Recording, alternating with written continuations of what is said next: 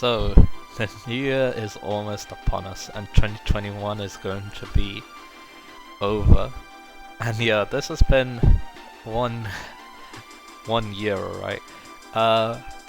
For me, I definitely achieved a lot this year. Not only with the games I'm gonna be talking about later, but also in my personal life too. Of course, like one of the big things was that I graduated, so it's gonna be on to the next step in my life in 2022. So yeah, that's one reason why I won't forget 2021. But also the games I played, two in particular that I'll be talking about later. But there were also some other games that I really enjoyed playing this year. So yeah, that's what we're gonna be going over. So not all of these games I played for the first time. Some of them I've done another playthrough, but I decided to put them into my games I finished 2021 list because either because I now have a clear opinion of what I think about them after doing a second playthrough or something like that. Or well, I played the game for the first time, so yeah. So for this introduction, we're going to be going over the games that I probably won't be talking about, that I did play this year. So at the start of the year, I actually played Banjo-Kazooie, but I don't really want to talk about that game that much because I didn't really enjoy playing it that much, unfortunately, so I just wasn't in the right mindset, I think. So yeah, I don't think I can add anything meaningful to it if I talked about it. So yeah, that's why I won't. It's just that yeah, I think I've fallen out of favor of 3D platformers as of late, so although I don't know if that's 100% true, but yeah, I just don't enjoy playing as much as my RPGs. Because yeah, most of the games are going to be single RPGs, but there are some other types of games, so then next is Pokemon White. I played that while I was waiting for S&T 5, but yeah, it turns out I didn't really need to do that, but it's okay. That was a fun playthrough. Used some pretty interesting Pokemon. And yeah, I can't wait to play Black and White 2 at a later point as well again. It'll probably be in my 2022 video. So yeah, I still think that Pokemon White has an amazing story. I like the fact that it limits you to only the new Pokemon, because that's what I kind of like to do when a new game comes out. And yeah, I had a fun time playing it. The final boss is really difficult though, especially on set, because yeah, nowadays I play Pokemon on set, so it gets a bit interesting when you do that. And the final game is Fire Emblem Heroes, so yeah, being the kind of game it is, I kind of just play it every day, but only for a little bit. But yeah, I don't know if I would say that this year has been super amazing for Faye, but there have been a lot of units that I really liked coming out this year. Of course, Bridal Shanna is near the top. Resplendent Shanna 2. Halloween Sophia, of course, during the FE6 LP. That was pretty awesome. And yeah, of course that Fallen Banner 2 with Fallen Needle God. But anyway, Menace Skills 2, which I put on my Ninja Hana, and yeah, that was really good. And then the Sofa Refine. There's a lot that happened this year in terms of Fae. And yeah, I can't remember every little thing, but yeah, those are the main things that came to mind. And yeah, hopefully next year with Fae will be interesting with CYL, because yeah, this year's CYL was interesting to say the least. Somehow Gatekeeper got an ult of Brave ult, which yeah, I wasn't expecting that. Who knows who's gonna win CYL for 2022. And yeah, of course, I don't really follow the story, but I've heard it's okay. Not anything amazing, but yeah, I'm excited for this next book. Ash looks like a fun character, and I'm hoping the story maybe does more cool things with it anyway. And about the small games, let's go on to the main topics now. So our first game on the roster that I played near the start of the year is actually a racing game. Need for Speed Most Wanted 2005. So, this game I had an interesting history with. I played a little bit as a child on the PS2, but I never got super far into it just because I couldn't stand the cops. Because I was scared of them as a kid. That's just some weird thing about me. But then, of course, as the years went by, people came to like really love this game. It is the best-selling game in the series, and for good reason. Gameplay is so much fun, and I really wanted to go back to it. So, I believe it was like last year or like 2 years ago at this point, but I got my 360 repaired, and I got the 360 version. I played that. So, of course, the PC version would be like the most optimal choice if you want to play Most Wanted 2005, because yeah, there's so many amazing mods for this game now. But anyway, on to my experience. So this is actually my second playthrough of the game, after second complete playthrough after getting the 360 version. And yeah, I don't think my opinion has really changed after that first playthrough. I still think it's like one of the best racing games that anyone can play. Even though, yeah, getting like 100% can be a bit of a grind, I still think that the game is really fun. It controls very well, racing feels very, very fun, and the police who used to be scared off now are actually one of the most fun parts of the game. Pursuits in this game are probably the best in the series. Just so much fun to deal with and try to escape from. There are definitely some difficult pursuits, especially in the challenge mode. Challenge series is what it's actually called. But yeah, they're just really fun. And yeah, I was pretty happy with the cars I used in the playthrough as well. I think I mainly used a Fiat Punto, which was actually my mum's car. One of the first cars I remember my mum having, so that was pretty fun. I'm pretty sure I was using a Punto, but yeah. Anyway, so yeah, not really much to say. The story, yeah, it's kind of cringe, but hey, gets the job done. And yeah, the main villain, he's alright, I guess. I don't really play racing games so like the plot, although one game later might change that a little bit. And yeah, customization as well, the game has that, it's also quite fun. Like, it's not as like amazing as one games, but yeah. So yeah, I probably should also come back to Carbon and see how I feel about that game, because it's not like, I don't think it's that amazing of a game, but it still plays like Most Wanted, which is good, because yeah, this one controls just super well, and yeah, like I said, so much fun to play. Which is why it got a pretty good rating on my side, I think. And yeah, probably one of the best games in the series, up there for me with Hot Pursuit 2010. But yeah, nothing much to say really. It is just a good old racing game that I can just plug in and play and have a good time.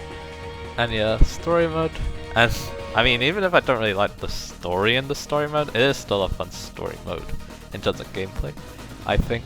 So yeah, there's that. So nothing much else to add there. Let's move on to the next game. So now, time for a game that a lot more people are probably more interested in me talking about, Chrono Trigger. So this is actually my first playthrough of the game. Reason for playing this game now was I did actually try playing it before, but I just couldn't find the time to actually finish that playthrough. So starting from scratch again. I played it again. And I was playing the DS version on emulator, so yeah. Yeah, I was very heavily encouraged to play this game by my brother, which is actually kind of strange because to me, Chrono Trigger definitely seems like very much like a Final Fantasy game in some regards, because it has the actual time battle system, and also some of the spells remind you of Final Fantasy as well. And yeah, he actually enjoyed the game like tons. And he thinks it's like one of the best RPGs ever. Like how most people view it, which is actually kind of strange because he didn't seem like the biggest fan of Final Fantasy. So, alright, so what do I think of the game? So, I think it's like one of the I also think that's one of the most amazing RPGs, and probably one of the best games I've played this year too. Even though it's been quite, it's been definitely a lot of months since I played it. Gameplay is very solid. And yeah, it definitely shows how good the at-the-time battle system was that was introduced in Final Fantasy IV really is. And yeah, all the characters are great, the story is amazing. And yeah, learning about this game that I really should have played like earlier was also really fascinating to me. But yeah, I didn't do the the new stuff that was added to the DS version. It's very similar to like the new stuff that was added to like the re-releases of like Final Fantasy 1, Final Fantasy 2, Final Fantasy 4, all that jazz. So I wasn't really super interested in it. But yeah, and also yeah, can't forget the soundtrack. The soundtrack is amazing for Chrono Trigger. Lots of amazing battle themes, lots of amazing overworld themes. And yeah, I mean, I mainly play RPGs for the combat, which yeah, Chrono Trigger definitely excels in, but everything else about the game definitely wowed me, I'm pretty sure. Like I said, it has been like a few months since that playthrough of it. I didn't go for all endings. I think I just went with the one I got, which was defeating the final boss like normally. Because yeah, you have New Game Plus, and then with New Game Plus you're able to get the other endings. And there are some pretty interesting ones. And I believe a new one added 2 in the DS version that links to Chrono Cross. But anyway. But yeah, no wonder this game is so beloved once I played it. And I do think, even though another game I'll be talking about later does have some similarities to it, I think this game just like it's probably just a lot better, and I recommend probably playing it more than that other game. But that other game does have a special place in my heart. So yeah, out of all the SNES RPGs, I'm not so sure if I call it the best. It's hard to say because there's so many great SNES RPGs. We have Final Fantasy IV, all the Final Fantasies. Final Fantasy VI is probably my favorite. Fire Emblem 4 was actually what I was trying to refer to. I consider that game an amazing game, so it's probably my favorite now that I've actually, you know, played it. But there's also Mario RPG, Earthbound, so many great games. And then yeah, another one I'm going to be talking about later as well. But yep, I recommend Chrono Trigger. And yeah, the DS version, I think it's really, really good. I don't. It was a little strange playing it, I'll admit. But yeah, the translation's really good. That's probably one of the main reasons to play. And I also think that yeah, it does. The DS version did do a good job of adapting the Super Nintendo's gameplay into it. So yeah, play Chrono Trigger if you haven't already. And maybe watch a little P of it too. It is a very fun game. I guess I could also mention like my favorite characters. I think I really liked Robo. Robo was pretty cool. And then I believe she's called Layla. She's the thief of the game basically. She steals items, and it's actually kind of disgusting what amazing items you can steal. And yeah, I really enjoyed using her. And of course Chrono's awesome. And yeah, you got some amazing stuff in that game in terms of offensive attacks. So yeah, amazing game. Can't really add much more to it. And yeah, probably one of the best games I played this year. It got a very, very high rating. So, and yeah, there isn't much wrong with it either. So, except for maybe that post-game stuff that most people don't like. So yeah. So yeah, that's it for Chrono Trigger. Onwards to the next game. Now, onwards to 2 games actually, because yeah, both games definitely should be talked about together. It was my second playthrough of both Path of Radiance and Radiant Dawn. So, first off, the Path of Radiance playthrough. So, I believe that was on actually the easier difficulty, because on my, I believe the middle difficulty, which I believe is called normal. So, actually, my first playthrough of Path of Radiance was on difficult mode, which, let's just say I did definitely have my issues. One map that my brother will not let me forget about is Gallia, and how I played it. It took many attempts to actually beat that map. But anyway, onto that playthrough. Because I was on the lower difficulty, that meant more experience and more bonus experience. So the playthrough was quite good. And yeah, I mainly play Path of Radiance for the transfer bonuses, which I guess I can cover because I have them written down. So I managed to get Ike HP, Strength, Skill, Speed, Defense, and Res. Titania, she got Speed. Gifka got Strength. He always gets Strength. Because he joins at cap strength, he's cap level, so. Mia got cap strength and speed. Jill got cap strength, skill, and speed. Makarov, yeah, I used him. He got strength, skill, speed, and defense. Marsha got the same, she also got strength, skill, speed, and defense. Boyd got HP, strength, skill, and speed. Joffrey got strength and speed, and then finally Soren got magic, skill, speed, and res as transfers. But yeah, that's what I mainly play Path of Radiance for, but don't let that get in the way. I still think that Path of Radiance is one of the finest Fire Emblem games ever made, and definitely the best for newcomers. The only problem with it is that it's just so inaccessible unless you have an emulator, which is how I played it. Same with Radiant Dawn. But anyway, that's because the game isn't too hard, even on the highest difficulty, but I think the normal mode, the easiest difficulty is probably a bit too easy, but the normal mode, I'd say it's like one of the best ways to like introduce people to Fire Emblem. And yeah, Path of Radiance has a lot of amazing mechanics and just a lot of amazing things that you can do, like Kanto returning from the Juke Draw Fire Emblem games. Bonus experience is an amazing way to encourage people to play the game well and play it fast with more experience on your units. It also helps gain transfers a lot easier.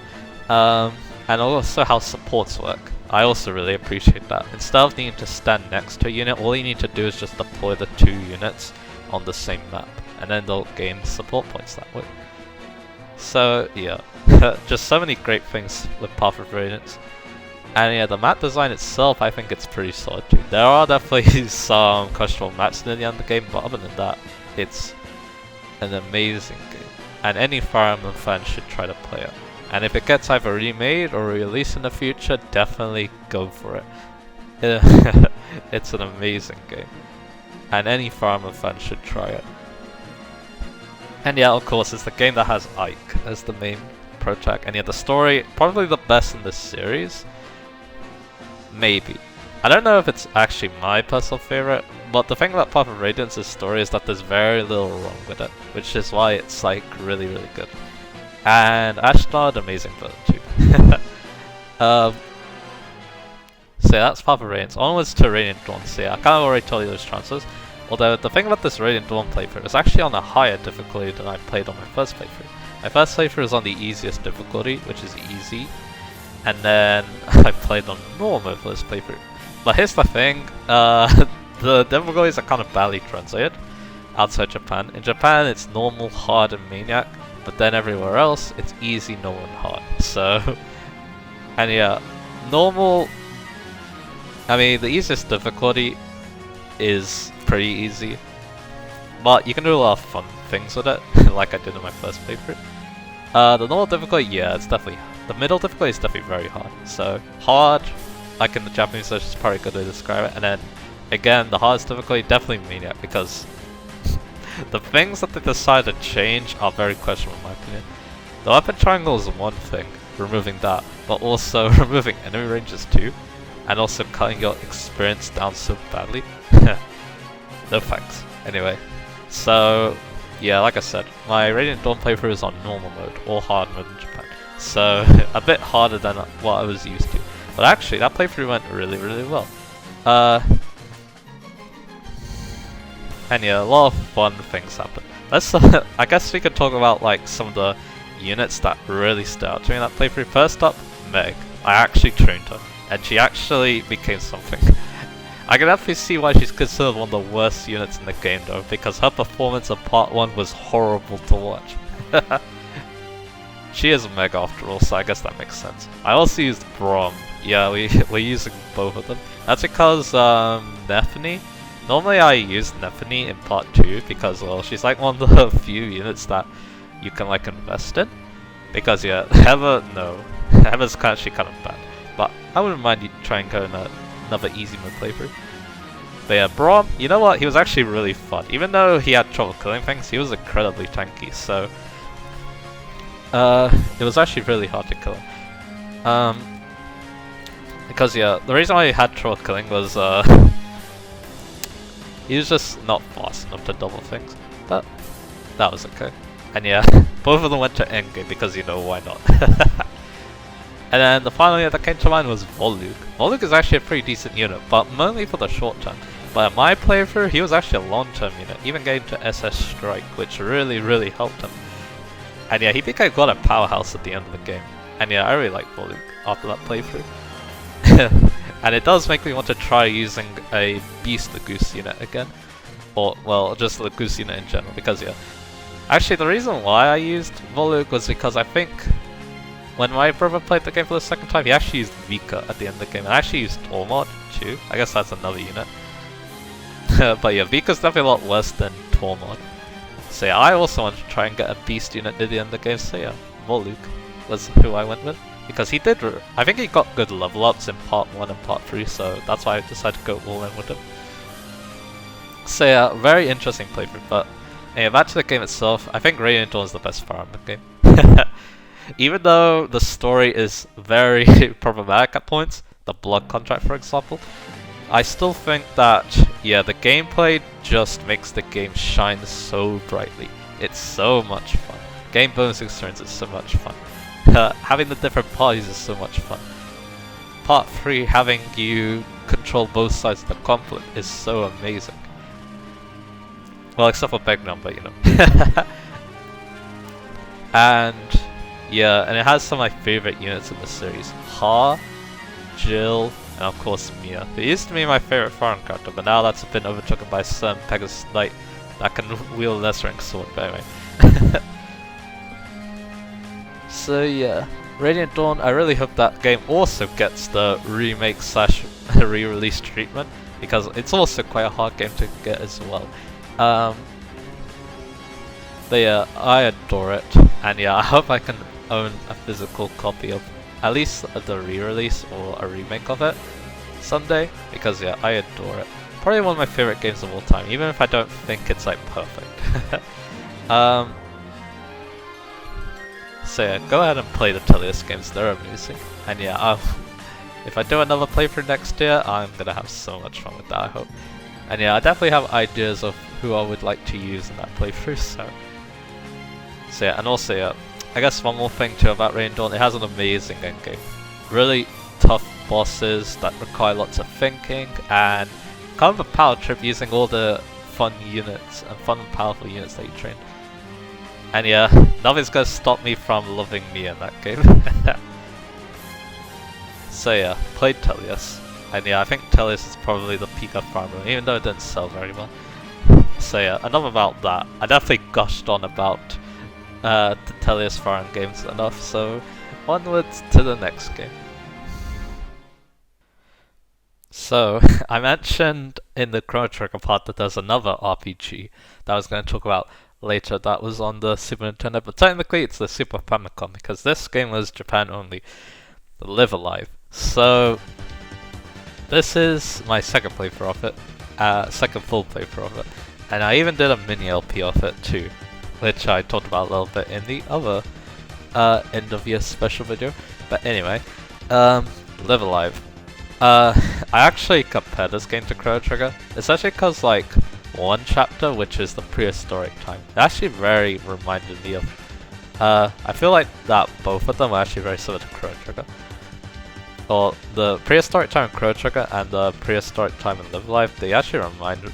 There were a lot of similarities I noticed. But anyway, enough about that. Let's talk about Live Alive. So, I think it's like kind of underrated. It's not like the most amazing game in the world, but I do think that more people should give it a try. It was only released in Japan in 1994, and it wasn't localized mainly because of Final Fantasy VI, I'm pretty sure, which was called Final Fantasy III back then, by the way. The gameplay is actually surprisingly fun.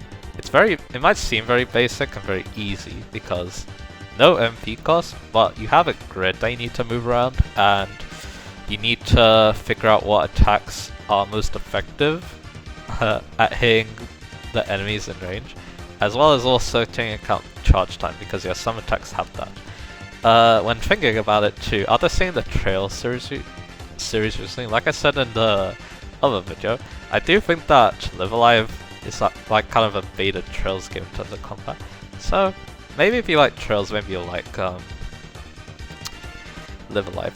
But anyway, it's a very strange game because it has 7 chapters and all play kind of differently. And then the final chapter is basically like an amalgamation of everything you learned. But yeah, I think the story is really interesting, especially the bad ending. It probably has one of my favorite bad endings in any game, because it's actually like really interesting to me. And yeah, the story itself pretty cool too. That's probably one of the reasons why I wanted to try doing a mini LP of it, of one of the chapters. Because yeah, I do think that game deserves recognition. Also, the soundtrack, incredible. Of course, I really love the boss theme, which is Megalomania. And yeah, definitely a standout, kind of like Megalovania in Undertale, but anyway.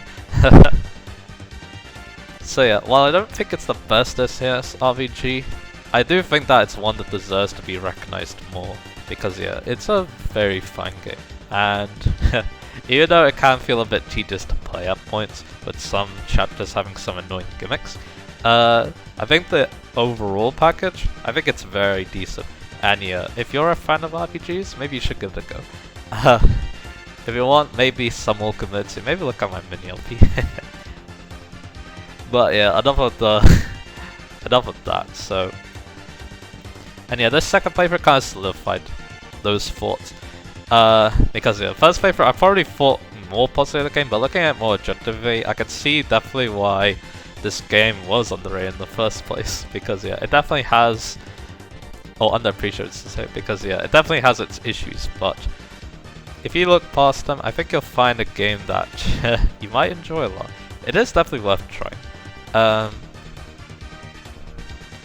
And yeah, who knows, maybe I'll appear and then give it the full recognition that it deserves. But yeah, that will be a difficult task though. But yeah, that's my thoughts on Live Alive. Not really much to say really. I just really like it. And yeah, I hope more people, you know, look at it. We'll give it a go. So yeah, on to the next game then. Alright, it's time for one of the biggest hitters of the year. Xenoblade Chronicles Definitive Edition. So, this game. Man, this game. So yeah, this is the year of Xenoblade in my opinion. With a certain Xenoblade 2 playthrough going along. And also me playing the sequel, which I'll go in a bit. Yeah, this has definitely been a great year for Xenoblade, in my opinion. But yeah, let's talk about Xenoblade 1. Xenoblade 1 is like almost a perfect game. There's like so little wrong with it that it's incredible. It has an amazing plot. The combat, I didn't think I like it, but I ended up loving it so much. And yeah, I had so much fun even taking on the hardest challenges in the game, and also using every party member, even, you know, Charlotte. And yeah, the story of course is amazing. And yeah, definitely, when I saw the game, even before the Definitive Edition, I did get to see an LP of it, which may or may not have been done by the same person as the Xenoblade 2 playthrough, but anyway. Yeah, I knew that when looking at a story that this game is going to be something special. But yeah, amazing. Like I said, the combat's amazing. Yeah, it's a bit brain dead at the end because yeah, a lot of enemies can be topple locked by just spamming topple locks over and over, but that's okay. Because yeah, the early game you don't really do that, and also there are some enemies that are immune to break, but that's still pretty strong. And yeah, and also the soundtrack, stellar. I mean, I am pretty easy to please when it comes to soundtrack, but yeah, Xenoblade 1 definitely has one of my favorite soundtracks in any game. It is a very incredible soundtrack, and yeah, definitely worth a listen. And yeah, some some of my favorite tracks are probably like Fallen On during the day and Agnerfa in the night, as well as just so. And yeah, pretty much all the battle themes are amazing. So yeah, I didn't get to play Future Connected. Probably I'll do that next year.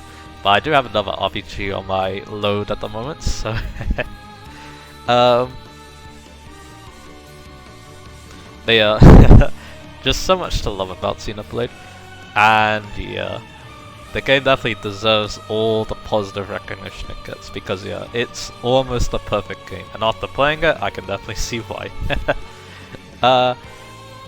And yeah, the things that I don't really like are definitely only nitpicky. It's mainly just the collectibles, really. That's the only thing, because yeah, some collectibles are just kind of annoying to get, but that's really it. And yeah, the characters too, gotta love them too. The final Palm and the 7th one is probably my favorite. Not only in terms of combat, because yeah, that combat is so much fun. With the builds that I decided to go with, which I believe is the most popular, and then yeah, I love that character too. Our main character Shulk is also amazing. Probably because, you know, he's not just a walking meme like a lot of people in Smash think he is. But yeah, Shulk is just amazing. And yeah, the supporting cast too, everyone else, amazing too. I also love Ricky too, because you know, who doesn't love a Nopon? So yeah, it didn't make. I'll go into this more when I talk about Xenoblade 2, but yeah, I did already see the plot, so. But yeah, the plot still made me get the feels, you know, so it's still an amazing plot. And yeah, the Definitive Edition just basically irons out everything that wasn't so great in the original, by making it look a little bit nicer, fixing some bugs, I believe, making the gameplay even like some nice minor tweaks to the gameplay to make it a little bit more convenient, I guess. Like, I believe the old game didn't show you when topple wars wore off, which was kind of annoying, but yeah. So yeah, amazing game, and you should definitely try it. And yeah, next year I would like to try Future Connected as well. And yeah, probably the best game of the year, or second best. There's a certain other Xenoblade game that I played this year that probably tops it, but in my opinion, but yeah, we'll get to that when we get to that. So yeah, not so sure what else I can add to Xenoblade 1. It's just, you know, amazing, like I keep saying. And yeah, one of the best games I've ever played, probably. Not only from this year, so. And yeah, I would love to play it again one day. But yeah, with it being quite the big game that it is, maybe that'll be a while. Doesn't stop my brother though, because oh man, was he on a mad one when it came to Xenoblade this year. So yeah, on to the next game. So, from one amazing RPG to another, but this time I was playing it for like the 3rd time or something. Motherfu. So, this game, of course. I was emulating this game, of course, because yeah, you kind of have to. Considering, you know, Japanese only game, but it got an amazing fan translation, and yeah, it's definitely one of the best fan translations ever. It definitely feels like the game was actually made in English with how good it was. But yeah, Motherfu, I also consider it like pretty much a perfect game. I actually, like I said, I mainly play RPGs for the combat, so surprisingly enough, that's actually why I like Motherfu the most. Its combat is actually lots of fun. Exploring enemy weaknesses is always fun. It does have the rhythm-based combat, where you can get multiple hits with your regular attack if you match the beat. That I think is pretty cool. I don't really make good use of it because I'm not the best at it, but it's an option. And it means that you could beat some fights without even needing to use any PP at all. And yeah, boss and the boss are extremely powerful in Motherfu. So yeah, if you think the game is hard, well, just try using them and see how it neuters bosses. So yeah, of course, the thing that people most think about when it comes to this game is actually the plot, which, yeah, it's still like a great plot. Definitely the best in this series, considering Marvel 1 and Earthbound had very basic plots in comparison. It's not something that I like can go super into because, yeah, like I said in like one of my forums and videos, I find it a lot harder to talk about the plot of the game. The gameplay is a lot easier for me, so yeah, and since I have like no qualms with the gameplay at all, that's probably why I enjoy playing Motherfu so much and why I played it so much as well. That playthrough was with my brother, I'm pretty sure, because why not? We are both playing the game, I'm pretty sure. So yeah. Like I said, the Marvel series, I've played every game in it because there's only 3. But yeah, this is a great series, and everyone should give Earthbound a try probably, and then Motherfu, you should give it a try if you really like Earthbound. But I can see people liking it, this even if they haven't played Earthbound. My brother's like a cool example. He played Motherfu in Japanese somehow. But even before Earthbound, I think I was the first one to play Earthbound. But yeah, definitely need to go back to that game next year probably. But yeah, Motherfu, amazing game. Is it a perfect game? I think it's very, in my opinion, I think it is. But for like the average person, I think it's very close to being a perfect game. But yeah, will it ever get localized? That's of course one of the biggest questions on the planet. Even if it doesn't, I still think that the game's impact is going to still be felt far and wide for years to come. Just because, you know, it's an amazing game with a plot that really shattered people's minds with how it played out, especially compared to the first 2 games. And yeah, the characters are also great too. I should mention as well. And yeah, of course, I think one other thing that like elevates the game for me, the soundtrack. Probably my favorite in any game. Not saying a lot, but yeah, that's what I think. Just so many amazing battle themes, so many amazing overworld themes. And they do make you feel. And that's also coming from a GBA game. A very late GBA game, but yeah. People don't really have very high hopes for the console soundtrack considering, you know, like games like FE6 weren't making full use of it. But yeah, I love this game, and yeah, you should give it a try too. Maybe look at some LPs too if you want to. Maybe it's a consideration for an LP, but yeah, it's definitely gonna take a lot of work to do that. So yeah, that's Motherfu. So onwards to the next game, and this one's a bit relevant, especially with like talking to my friends, I guess. So the next game I'm going to be talking about is Pokemon Platinum. Kind of a weird and interesting game. This was actually played during the middle year with my brother, and the plan was actually to maybe compare them with the Diamond Pearl remix, Brilliant Diamond and Shining Pearl, but I actually never got those games. I got SMD5 instead, so... and my brother got Metroid Dread instead, but anyway. Enough about that. So, I can't really make that comparison, but I do know that a lot of my friends have been playing the Diamond Pearl remix, and it seems to be a fun time. It definitely has its advantages, but maybe I'll go over what I think are some advantages in Platinum from my experiences. Because yeah, this is definitely not my first favorite of Platinum. I played the game a bunch before. But anyway, because I thought people would be interested, I'll share the team that I used. And actually, I remembered it somehow. I definitely used some oddball Pokemon, I think. I used Empoleon, I used Golem, Ambipom, Jolteon, Tangrowth, and Altaria for that playthrough. So, the game itself, I think it's one of the best Gen 4 games. I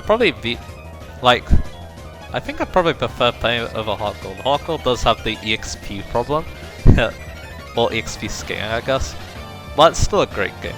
Both games are like amazing, but Heart Gold will still always have like that special place in my heart because it's the game that made me a Pokemon fan.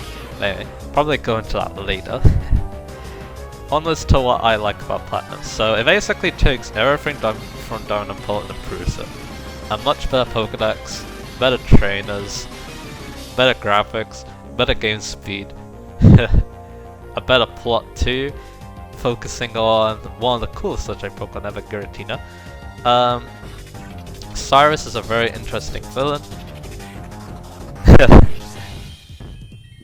And yeah, Team Galactic, not too bad of an evil team too, with some interesting commanders too that have some interesting Pokemon choice.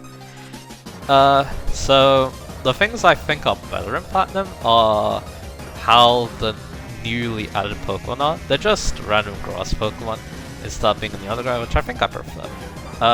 Because it definitely feels like they're more of a natural part of the game, rather than just being tacked on. And of course, I prefer the gym puzzles in Platinum, because some of them got revamped to be more fun, I guess. And the trainers Pokemon too, because from what I remember, from what I've been told as well, they don't really, even though Brilliant Diamond Shining Pearl actually gives the important trainers some strategies and held items, which I really appreciate, by the way. They don't really use different Pokemon from their Diamond Pearl teams, which can be problematic considering that some types are very limited in have some very limited Pokemon in Diamond Pearls, if you catch that drift. So it's very safe remake. Like, it definitely is a very I don't want to say safe is the right word. Like, I can't think of it. But yeah, basically it takes a lot of inspiration from the original Diamond Pearl. But yeah, it's still good to play Platinum though, I think. Even if you think that Diamond Shining Pearl are better. Because yeah, it might sound like I don't like the Diamond Pearl remix, but they do have their advantages. Like, for example, HMs not being a problem. That's amazing. TMs, they're not reusable, but you can get more of them from what I've heard. And yeah, they've also made the game extremely challenging at points, which sounds fun. Maybe they went a bit overboard from what I've been told from friends. Well, not friends, like from other people, I guess I should say. But yeah, I can appreciate some challenging Pokemon, but I think just playing the games on set just does enough. And yeah, I definitely did have my issues in my Platinum playthrough on set. The final boss mainly, because yeah, the final boss is infamous for being a tough challenge, and yeah, it was for me, so. But yeah, I love Platinum. And happy that I get the chance to play it more nowadays, because yeah, I think I was stuck to Diamond when I was just playing the games on cart. Because yeah, my brother was the one who was playing Platinum. Basically, Heart Gold was my game, and Platinum was my brother's. So that's how we got a level 100 teams, and that was epic. So yeah, like I said, give Platinum a go. I think it's one of the... I think it definitely gives Gen 4 a very good look. Even though, yeah, I love Gen 3, I love Gen 5 a lot. Those are probably, Gen 3 to 5 are probably my favorite. I haven't actually played Gen 1 or 2, but yeah, probably go into more detail about that in the future. But anyway, I like Platinum, I like the team I used too. I think Amapom I used for the first time, and that was a fun Pokemon. And yeah, the rest, they were also pretty cool too. So yeah, nothing much else to add. If I do play Brilliant Diamond, that's the version I want to get. Then yeah, I'll be able to make those comparisons, maybe make a video about it, who knows. But yeah, maybe wait for a price drop on those is the best way, even though it's probably never gonna happen, but you know. And yeah, I'm looking forward to what's in store for Pokemon next year with the new Pokemon Legends Arceus. So, or Arceus actually, is that how it's called? And yeah, it'll be interesting to see what Arceus does in a game with his title.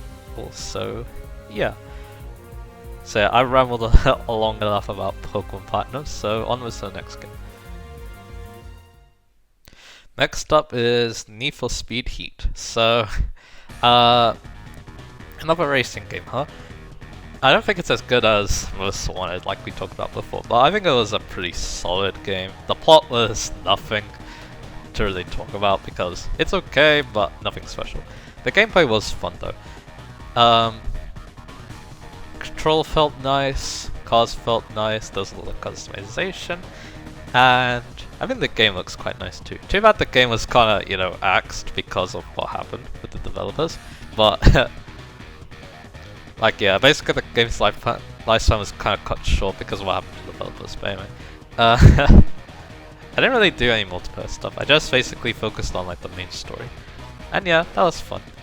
I also had fun doing all the events too that I did. And yeah.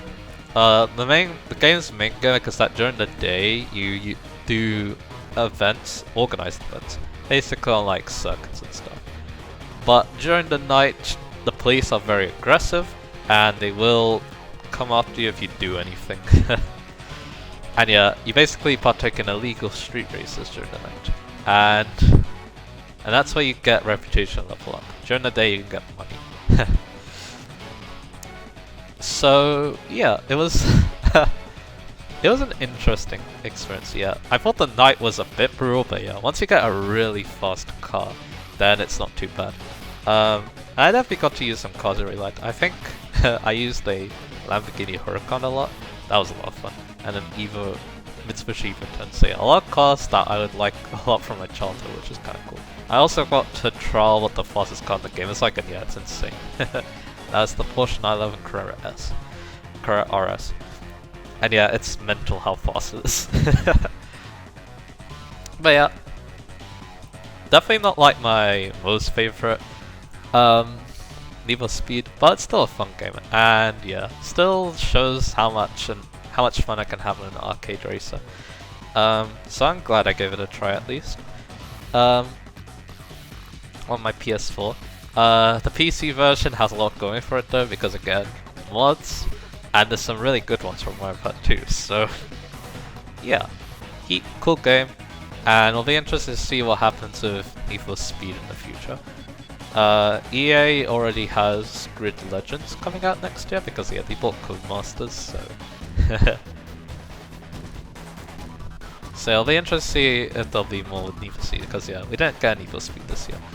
A new one, and Forza Horizon 5 has kind of taken over the show in terms of like racing games, and yeah, it sounds like people are having a lot of fun with that. Too bad I didn't, but that's okay.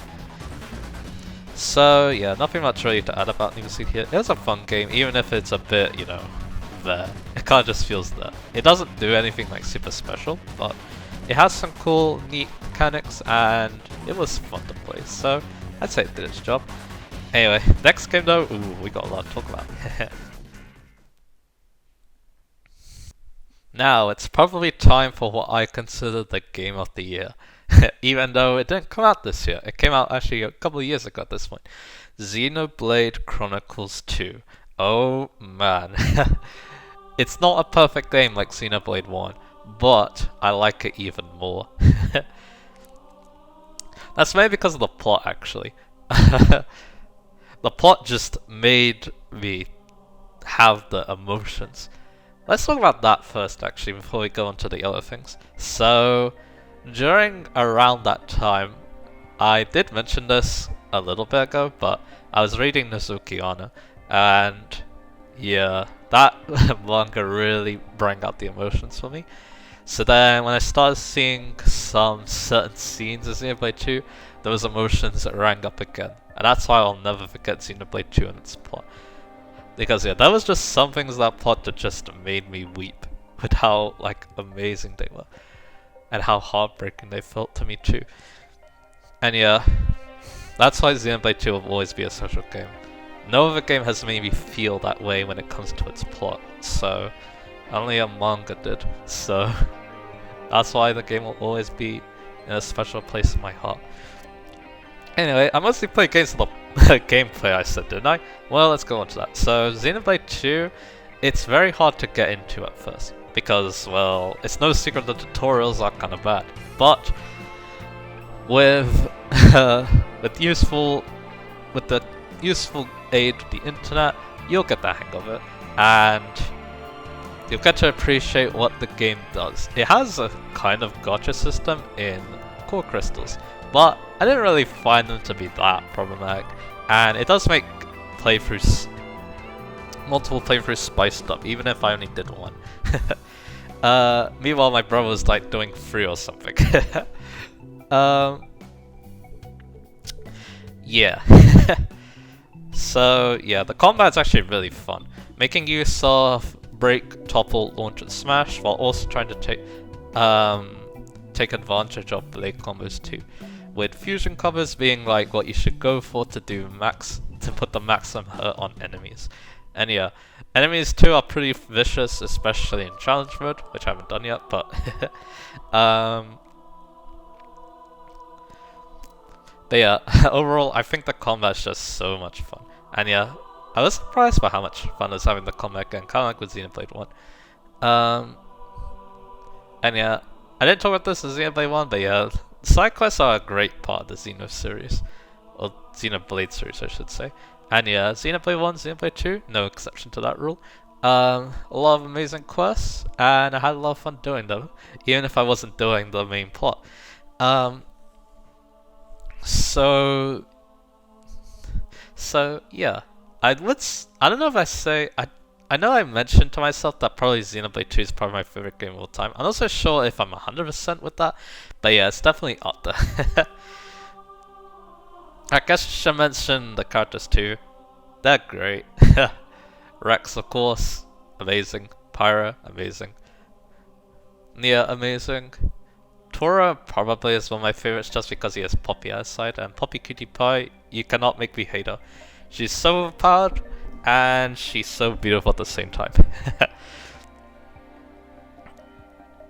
And then of course, Morag, amazing. Zeke, amazing. All their blades amazing too. And the blades themselves, yeah, some of them might have, you know, kind of weird designs. I know that a lot of people weren't like the biggest fan of Dahlia, but there's so many like amazing blades. Like the blades that my brother likes, I have a soft spot for, like Wulfric, Percival, Duckass.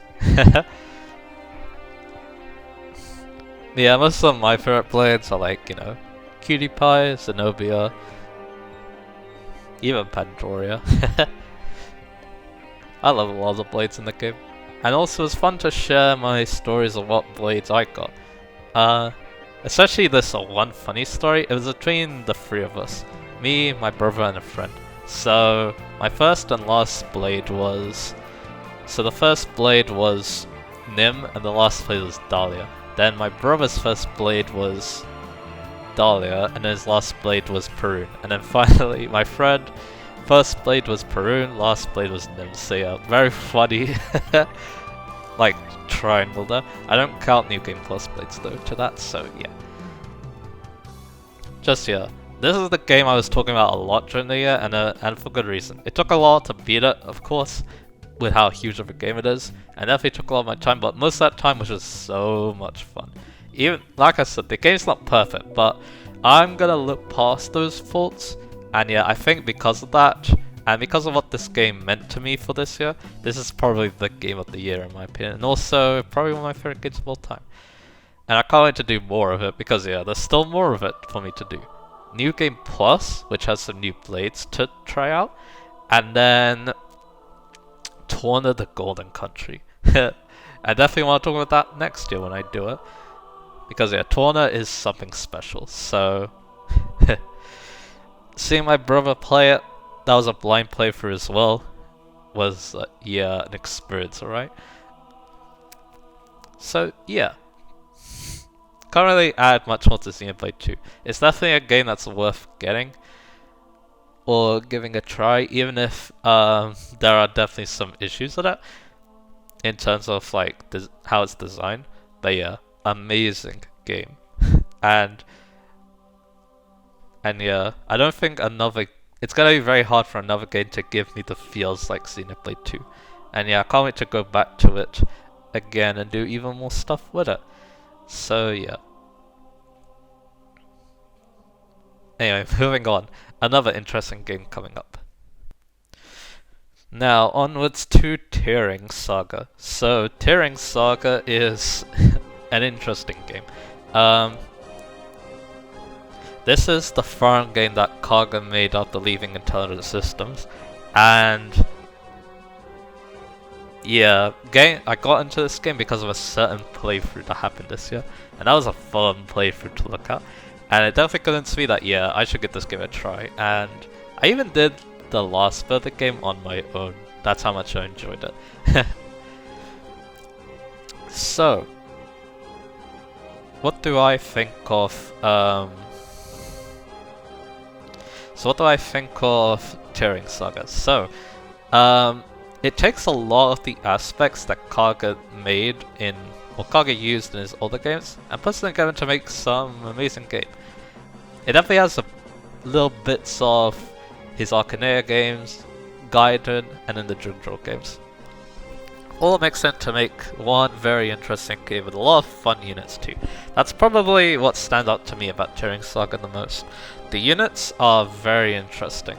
A lot of them has some neat quirks to them, especially because of how they learn skills too, which is via level up.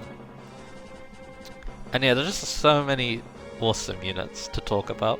Even like the weak ones, like even Luca. Luca was so much fun to use in that playthrough, and I definitely proved people wrong by making him actually decent.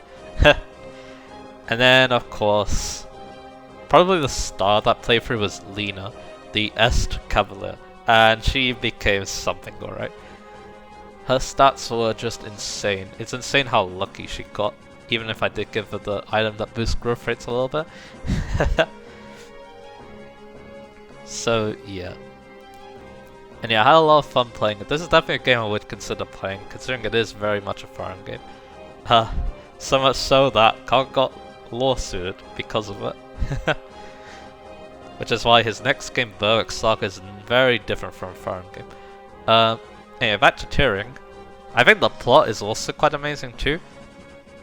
It's not the best part I've seen in a farm-like game, but it has some amazing characters, and I think Kaga also did a decent job on writing it too, even if he did some very strange things with some of the characters, but anyway. And yeah, like I was saying with the units too, also a lot of them get personal weapons. I think all the mages get like a personal term, and it's really cool. Makes all the units stand out, and it's amazing. So yeah, Tearing. If you're a Farm fan, I think it's worth a try. Especially if you liked the old Kaga games that came before it, you're gonna enjoy Tearing Saga. And yeah, I emulated that game too because, yeah, it's a PS1 game. But that did lead me to emulate another PS1 game that I'll be talking about later. So yeah, and also yeah, it was a fun game to talk about what I did, because yeah, my playthrough was definitely crazy, and one of the most memorable first playthroughs of any farm game in my opinion. So yeah, I do think Tearing Saga ranks quite highly on my farm total, and I do hope the game gets more recognition. It's probably hard for a character from that game to come to Heroes, but if they do get recognized for being like amazing, then yeah, that'll make me very, very happy. So I don't know if I'm gonna try the other Kaga games. Like yeah, though it could be interesting, but yeah, considering how different it is from Farm, it's gonna be a bit hard to... It's gonna be a bit hard to maybe like fully recommend that game or play it myself, but yeah, it could be something. Yeah, like I said, Tearing. I think it's a very solid farm game, and yeah, it definitely ranks very highly. Do I like it more than FE6? Hard to say. After playing FE6 the channel, I came to really love that game too. I'd say it's very even between Kaga's game after FE5 and then IS's game after FE5. So yeah. I mean yeah, Tearing does feel less bare bones than FE6 of course, but it doesn't have the best maps in the world, like for example the Moogle Cave. No one likes the Moogle Cave. Because yeah, Moogles are not fun. And I mean FE6 does have its fair share of bad maps too, but still a fun game. And yeah, it does have the poor accuracy too, but yeah. And yeah, so many also interesting ideas in Tearing Saga 2. Not every unit has Kanto, but but it's still a thing, and you can still use it for some cool stuff. And yeah, some interesting skills too, like Mug, which I gave to Raffen and made him basically an unstoppable stealing menace. So yeah, I love Tearing Saga. I would love to play it again. I'd love to see other people play it too, so I can see what they get up to in their playthroughs. It's a very fun game. And yeah, definitely shows why Kaga is, you know, definitely knows about his craft, really. I don't think it's as grand as the Jukdor games, or even the Telios games for that matter, or even Echoes, but amazing game still. And definitely worth trying if you like Fire Emblem. Anyway, on to the next one. So, my brother requests me to play a game that might seem very weird for me to play. GTA 5. So, I mean, this game is part car driving, so I guess it kind of fits. But yeah, I don't really have much to say here, but yeah, I did play it for my brother and I actually had a fun time playing it. Story mode is pretty decent. The story itself, yeah, it does have, you know, questionable modes. It's a GTA game, but it's a pretty good plot. And yeah, the things you do are kind of fun too. I mainly enjoyed the driving, of course, because, you know, it's kind of in my blood. And yeah, that's mainly why I focus on this single player, because yeah, the single player GTA 5 probably the best in the series, because there's so little wrong with the gameplay itself. Like in terms of like control, there's like no nothing strange like in the older games in the series, from what I can tell. Like, yeah, nothing feels off when you're like driving or doing whatever. So, yeah, might seem like a strange game for me to enjoy, but I can appreciate like the effort put in to make this game. And yeah, it definitely lives on for, I'd say, good reason. GTA Online definitely isn't a good reason, but if the game's still being alive because of the single player, then that's fine by me. So like I said, I enjoyed playing it, and yeah, I was happy to play that game for my brother and then show how much I enjoyed it. I was surprised by how much I liked it too, considering, you know, it's very different from what I normally play, but but yeah, being a mature adult now probably helps too. Well, kind of mature, I guess. So like I said, not much to add, even though I would probably prefer playing just a regular street racing game like the Need for Speed games. Kind of wish Midnight Club would make a comeback, but yeah, because of GTA it doesn't, so that's just the way it is. So yeah, like I said, this is a fun game, and if you want an interesting overworld game where you drive around a lot, there isn't much better than GTA probably. So yeah, there isn't much to say really, because yeah, I'm not familiar with the rest of the series. This is like the first game in the series I played, and yeah, I do respect, like, you know, game series that just do really, really well. And if there's like good reason for it, if it's not just because, you know, much of it just because of, you know, questionable reasons, but yeah. So yeah, that's what I think of that. So yeah, sorry I could add more to that really, but I can't really think of much. I just, you know, enjoyed it, and I'm happy that I got to play for my brother. So anyway, onwards to the next game. Anyway, now time for a game that's the complete opposite. Super Mario Sunshine. So this is my first time being this game, and it's an interesting game. I think it controls well, but I wasn't like having the most fun playing it. It's kind of like Banjo-Kazooie, but I actually think I did enjoy myself a lot more though. Mainly, the thing I don't really like about Mario Sunshine are some of the missions. Especially like near the end of the game. The first missions in the first few worlds, they're fine. But then when you progress in the game, the missions just get very annoying and I don't really enjoy them very much. But yeah, since the game controls well, I'll cut it a little bit of slack. Because yeah, it probably controls better than the next game I'm going to talk about, but... But yeah, like I said, probably again, the mindset thing.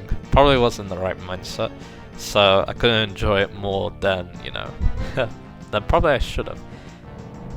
But yeah.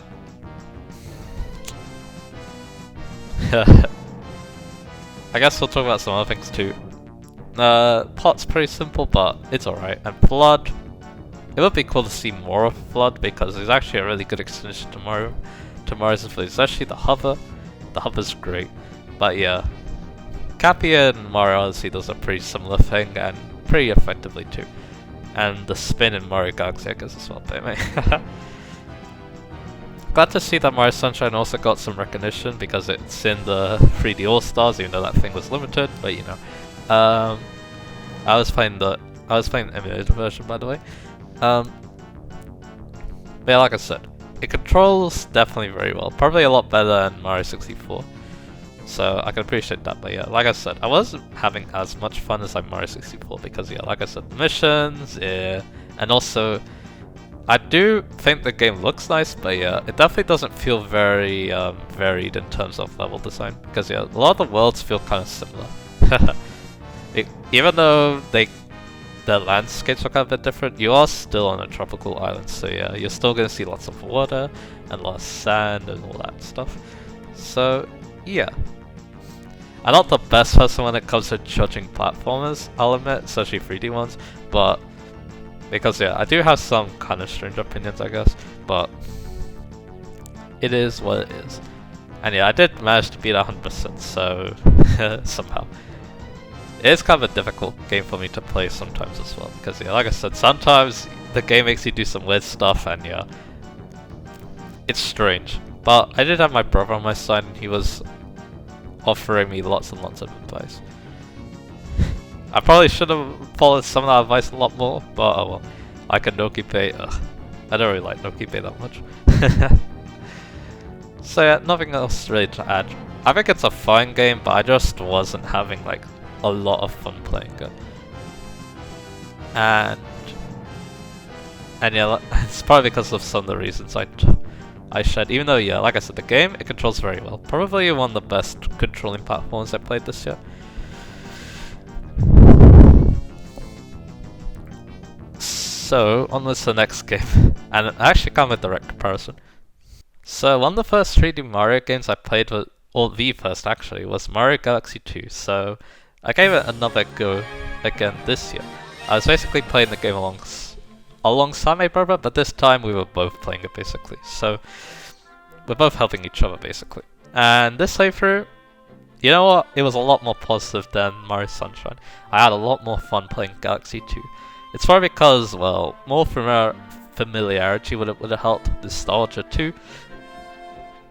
And yeah, even though, yeah, Galaxy, my brother loves to talk about how it doesn't control as well as any other 3D Mario, but I think it's fine. Even though, yeah, it feels slower and a bit limited in some aspects, I still think that it just controls fine, and that's enough for me when it comes to 3D platformers. So yeah, and also, let's look at the things I think are improvement. The level design, even though, yeah, sometimes, like, the controls can feel a little strange on some planets, but yeah, there's a lot more variety in the landscapes and the level design itself compared to Sunshine. The soundtrack I think is better too, and I think what you do in the gameplay too is a bit more fun as well. Even though Flood is actually really good, I prefer like making use of the spin as an extension of Mario's abilities properly. Only it's by a little bit. And some of the power was also fun too, like the cloud. The card's definitely a big one because of all the amazing things you can do with it. Soundtrack is amazing, like I said. Yoshi's alright. He is not like the most amazing thing in this game, but yeah, he's alright. And then I actually enjoyed Flosset, even though, you know, weird Wiimote key lock controls. But yeah, I'll always like Galaxy 2.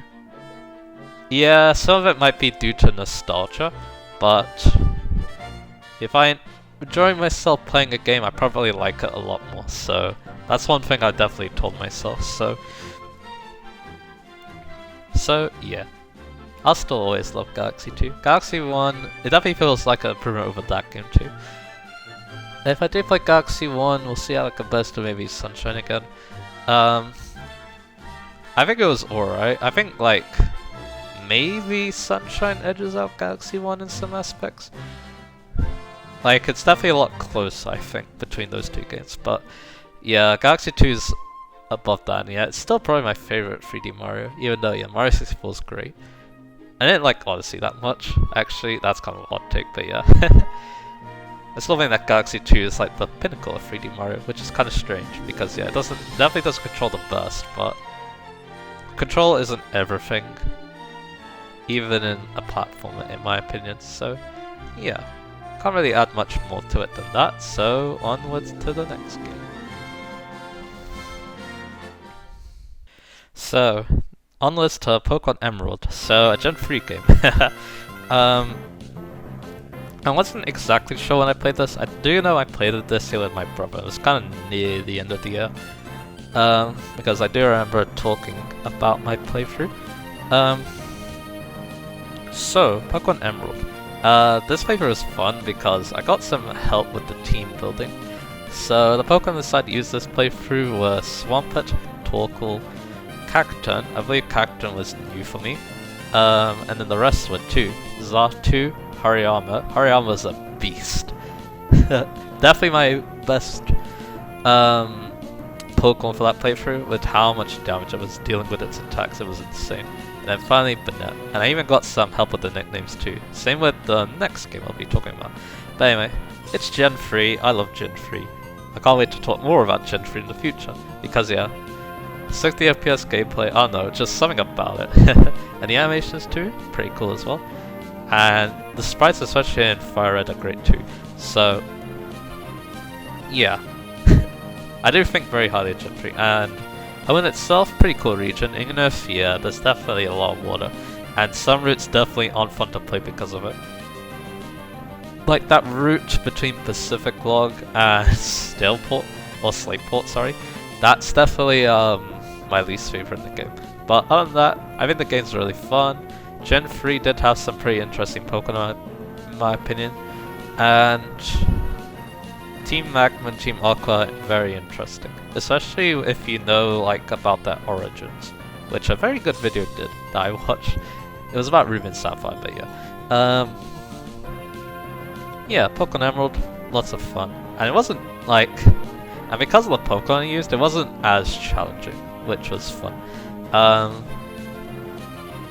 Because yeah, Hariyama just destroyed so many trainers with how good it was. It was an adamant Hariyama, so that's probably why it did like so well. So yeah, like I said, this is a very fun playthrough. Showing off what I was capable of. I even did the final boss too, and that was, well, not final boss, secret boss, or super boss I should say. That was a fun fight too, and again, Hariyama came in really, really clutch with how powerful it was. Same with Swamp, I'm pretty sure, so. And yeah, Gen 3 also had some amazing starters. Gen 4 did too. It's kind of hard to say which one's better between Gen 3 and 4. But yeah, Gen 3 will always stick out to my mind because of how cool Swampert is. The other two are great too though. And yeah, like I said, Hoenn, cool region. Not my favorite, but that'll have to go to Unova, but yeah, I still think it's fun to excel, even if there is lots of water, and a lot of people like to complain about it, but anyway. Probably one of my favorite Gen 3 games, but another game I've played this year, kind of, kind of like overtakes it in terms of like Gen 3 games, because the next game I had so much fun playing. Even if, yeah, it's not a perfect game, so yeah, I can't wait to talk about it, so let's go on to it. So that game, of course, is Pokemon Colosseum. Yeah, I count this as a Gen 3 game, because, well, it uses Gen 3 mechanics. This is a console Pokemon game, and it's very different from the mainline games. Mainly because of, like, well, lack of wild Pokemon. And in Colosseum, no wild Pokemon at all, so how do you get new Pokemon? Well, you have to steal them from trainers because they're Shadow Pokemon. And yeah, this is one of the 2 Shadow Pokemon games, and I really enjoy these kind of games because everything is a double battle, and that opens up so many strategies that you wouldn't normally use in the single player games. So yeah, I definitely made use of those. Pokemon Colosseum has a very limited selection of Pokemon, so you're gonna make some very interesting teams, like I did. I had Espeon, Feraligatr, Jumpluff. Jumpluff's definitely a Pokemon one consider using in a normal Pokemon game just because of how weak it is. But it was invaluable in my playthrough just because of its fast sleep powders, and as well as Sunny Day supporting some of my other Pokemon. After that we had Hitmontop.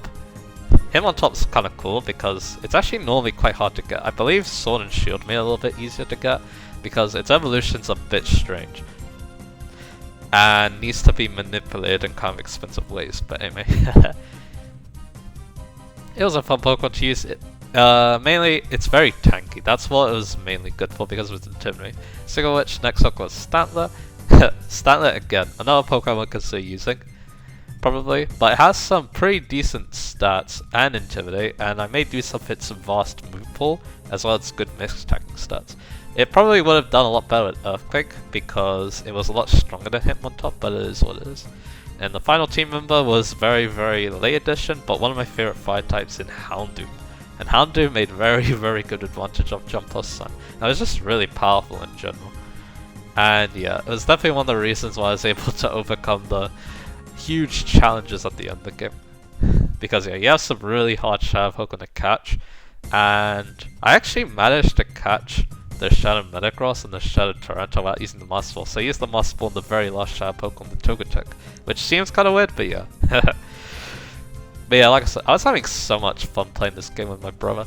And it is kind of strange because yeah, you only really battle in Colosseum. There isn't that much exploring, but I was having so much fun with the battle, battles that yeah, I don't really mind that much.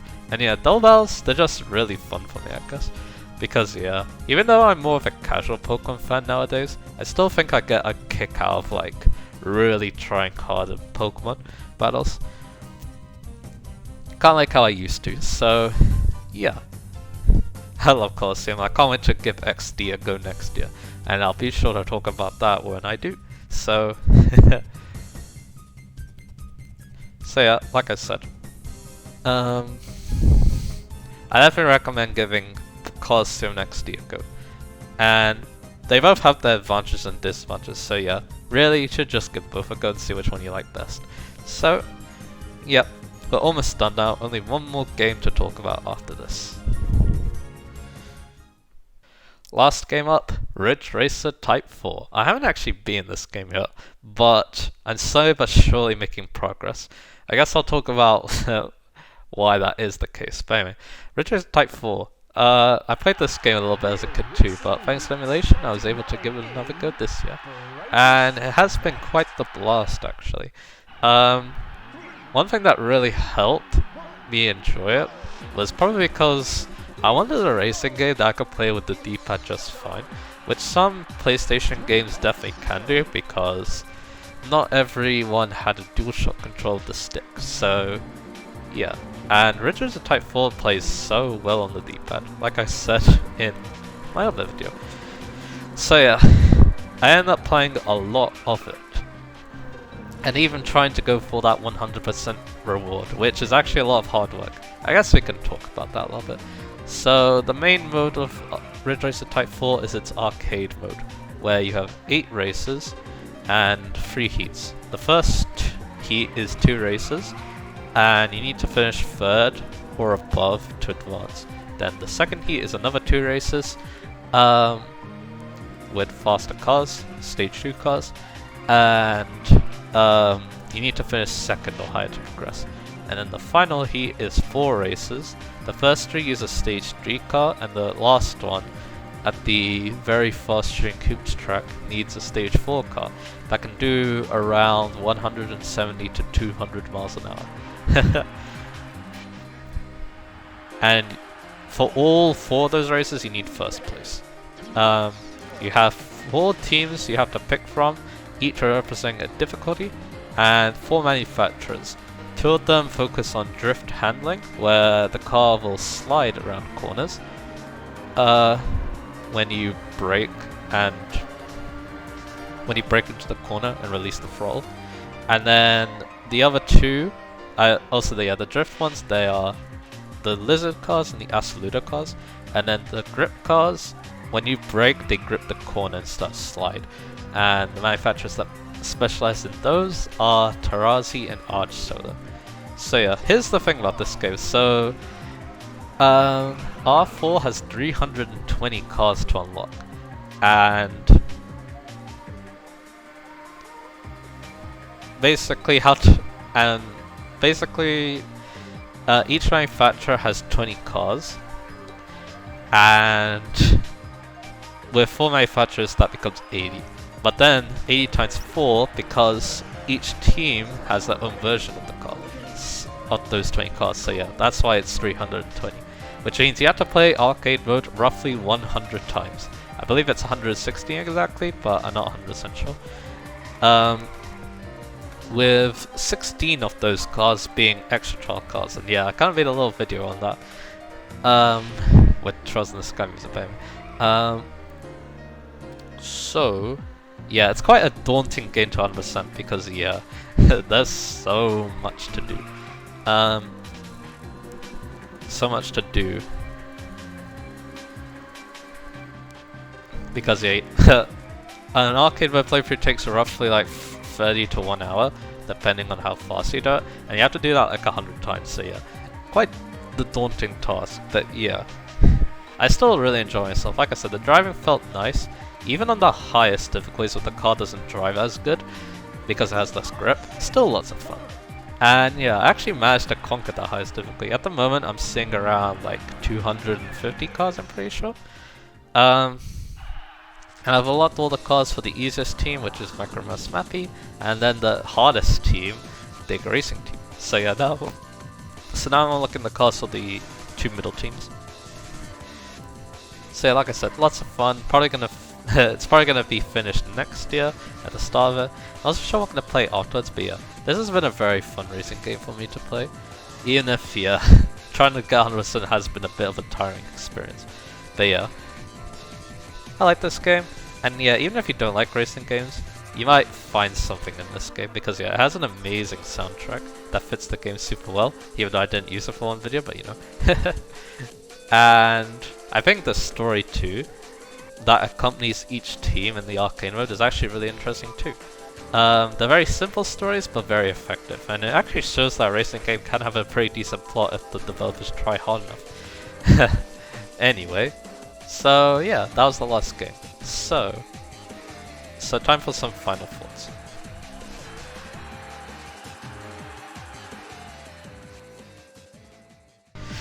So that was a lot of games, wasn't it? And yeah, like I said, so many great memories this year playing these amazing games, especially the ones that I value very highly. And yeah, it's just been a very fun year to experience with my friends too.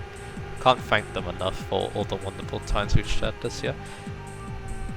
As well as my family too.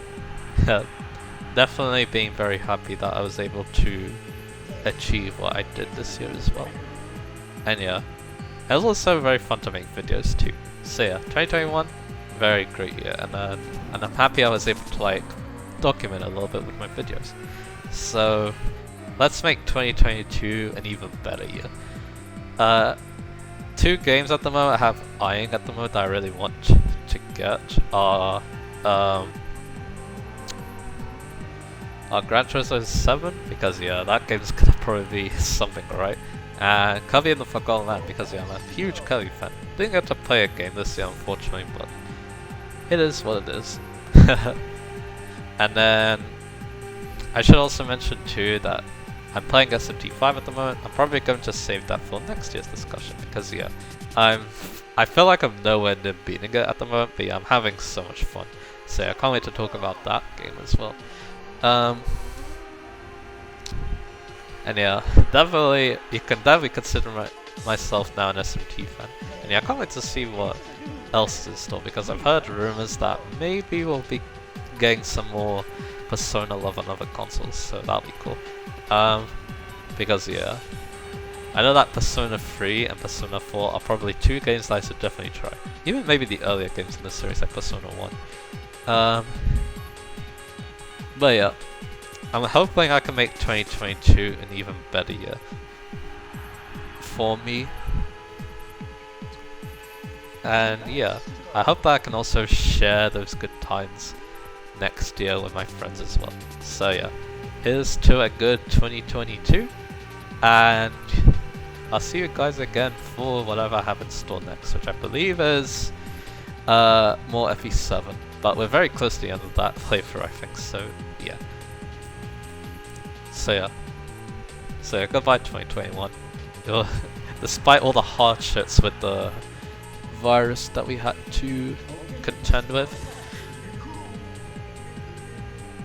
it has been just an amazing game in terms of the games that came out, the games I played, and also experiencing the games I got to experience as well, because yeah, there was a lot of games that could definitely be ranked there.